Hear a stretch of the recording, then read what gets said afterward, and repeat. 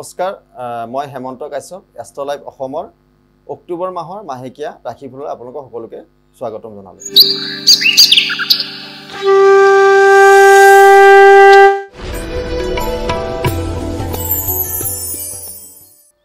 এইবাৰ আহিলোঁ মই বৃশ্চিক ৰাশিৰ জাতক জাতিকাসকলৰ বৃশ্চিক ৰাশিৰ জাতক জাতিকাৰ ব্যৱসায়ত যথেষ্ট ক্ষতি আছে, কিন্তু ভ্ৰমণৰ ক্ষেত্ৰত যথেষ্ট লাভালাভ হোৱাৰ দেখা পোৱা যায়।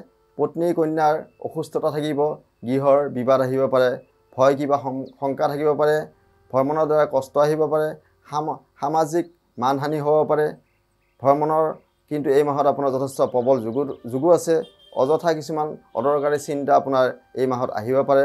আইন আৰু ব্যৱসায়ীসকলৰ কাৰণে এই মাহটো যথেষ্ট ভাল আছে। প্ৰেমত আপোনাৰ আনন্দ থাকিব। এই মাহত যদি আপোনালোকৰ কিবা অশুভ ফল প্ৰদান হয়, তেতিয়াহ'লে দুৰ্গাৰ নৱমী বিহিত পূজা কৰিব পাৰে। আৰু যদি কাৰোবাৰ শনিৰ দশা চলি আছে, সেইসকল জাতক জাতিকাই শ্যামা কালী পূজা বা কালী মন্দিৰ দৰ্শন কৰিলে তেওঁলোকে শনিৰ যি দশাৰ যি বেয়া ফল প্ৰদান পাই আছে, সেই ফলৰ পৰা মুক্ত পাব। এই আছিল মাহটোৰ ৰাশিফল। এষ্ট্ৰ লাইভ অসমৰ পৰা মই হেমন্ত কাশ্যপে বিদায় মাগিছোঁ। আপোনালোকৰ দিনবোৰ শুভ হওক। ধন্যবাদ।